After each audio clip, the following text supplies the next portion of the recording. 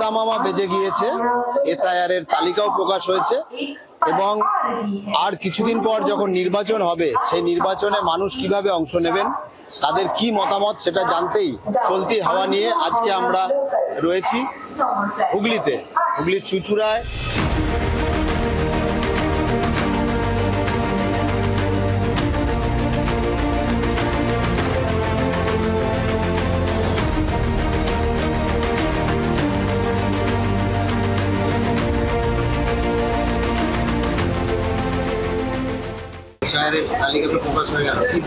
ব্যাপারটা হচ্ছে যে অবৈধগুলো বাদ যাক, এটা তো আমরা চাই। মানে হাঁড়িতে তো চাল যা আছে তার থেকে লোক সংখ্যা বেশি হয়ে গেছে, তাহলে একটু ছাঁটাই হবে, তাহলে কি হবে, আমরা একটু শান্তিতে থাকতে পারবো। অনেক লোকের নাম বাদ গেছে, তাতে কি কোনো প্রভাব পড়বে? আমার ওতে কোনো প্রভাব কিছু পড়বে না, জেনুইন আর কি ভোটাররা থাকবে, আর যারা আর কি বাইরে তারাই তো বাদ যাচ্ছে। কিন্তু আমাদের এখানকার সরকার ওটার বিরোধিতা করছে, কেন ওরা ভোট ব্যাংকটা কমে যাচ্ছে, এখন ওটা কমে যাচ্ছে বলে উনিই চেঁচাচ্ছেন, পাবলিক চেঁচাচ্ছেন। এফেক্টটা তো আমার মনে হচ্ছে অনেক হবে, কেন কি এসআইআর মধ্যে আমি দেখছি ভালো ভালো লোকের নামটাও গায়েব হয়ে গেছে, যাদের নাম 2003-এ ভোটার লিস্টে আছে তাদেরও নাম মোটামুটি ভোটার লিস্টে তোলা হয়ে গেছে। ভোটারদেরকে এইভাবে হ্যারাসমেন্ট করে লাইনে দাঁড় করানোটা তো ঠিক নয়। কেন আমি একদম, আমাকে যদি উইদাউট মানে প্রুফ ছাড়া কথা বলছি না, প্রুফ আছে আমার কাছে। আমার নাম চলে গেলেন? হ্যাঁ, আমার নাম কুতুবুদ্দিন, 2002-এ শেখ কুতুবুদ্দিন ছিল।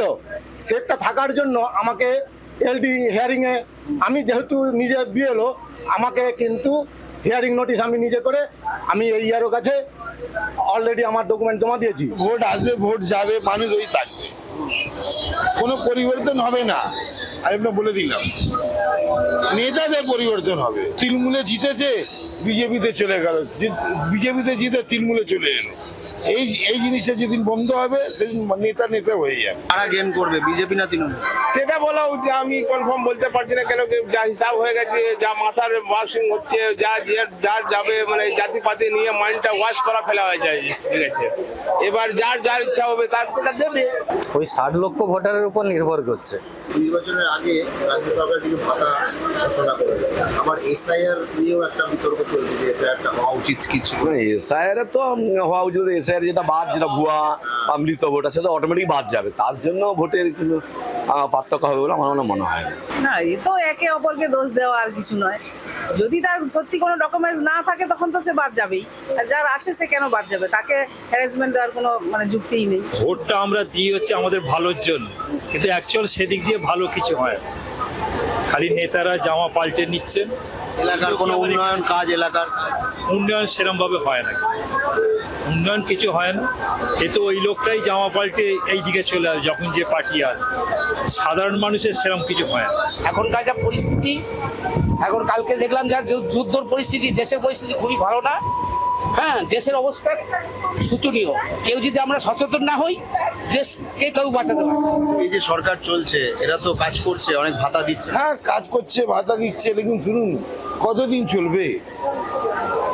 কোথায় আপনি টাকার মানে পাহাড় তো আমার কাছে নেই। আমরা সাধারণ মানুষ যারা ভাবছে যে আমরা ভাতাতেই সন্তুষ্ট, তারা ভাতার ভোট দেবে।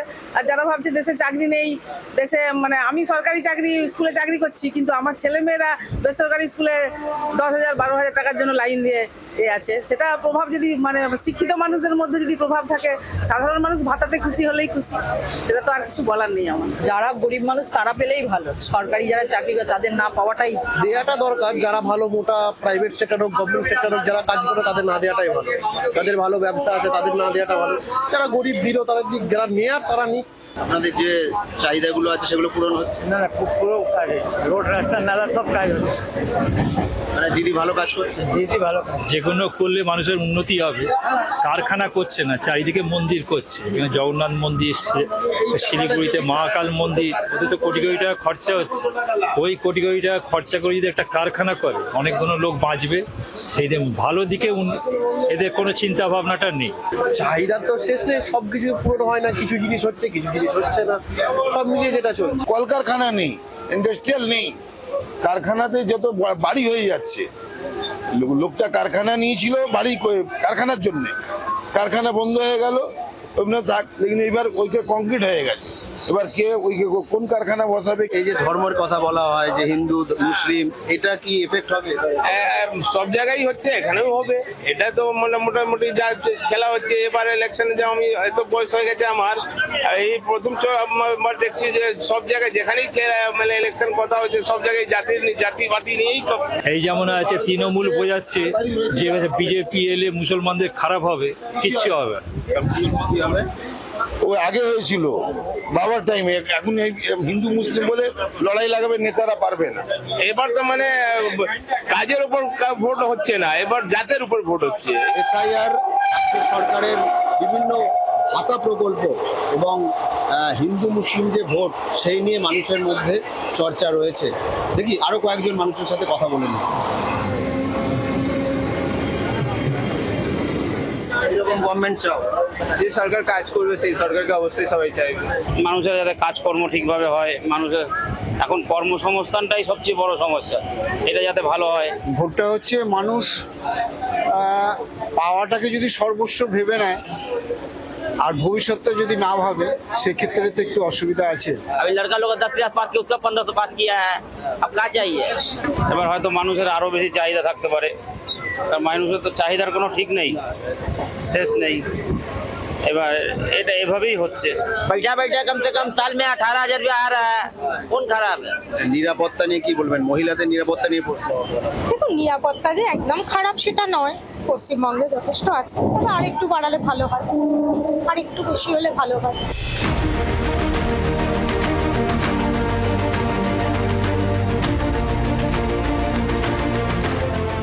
চলতি ট্রেনে অনেকের সঙ্গেই কথা হলো, যাত্রীরা তাদের মতামত দিলেন।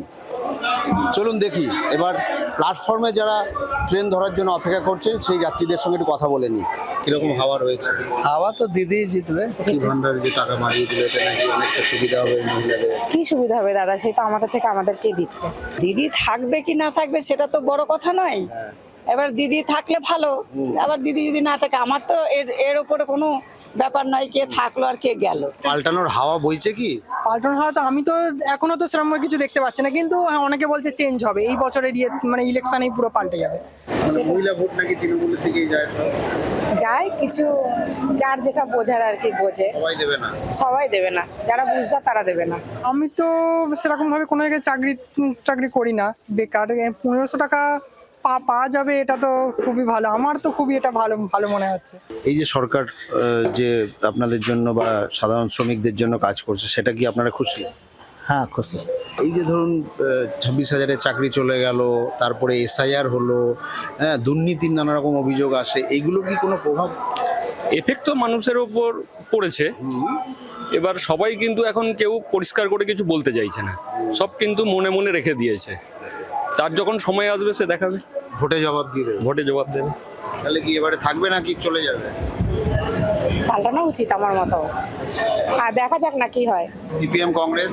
না, সিপিএম কংগ্রেস তো পদ থেকে মুছে গেছে, এখন তো দুটো পার্টি দেখা যাচ্ছে। কোন দিকে পাল্লা ভারী আছে? সেরকম কিছু বলা যাচ্ছে না, এখন সমানে সমানে টক্করের মতোই বলা যায়। মানে পাল্টাবে নাকি থেকে যাবে? জনগণ ঠিক করবে। আগামী যে নির্বাচন আসছে, সেই নির্বাচনে কতটা প্রভাব পড়বে এই সমস্ত ইস্যুগুলো দেখার, এই চলতি হাওয়ার পরবর্তী পর্ব দেখার জন্য চোখ রাখুন জি24 ঘন্টায়। হুগলি থেকে সুদীপ কোলের সঙ্গে বিধান সরকার, জি24 ঘন্টা।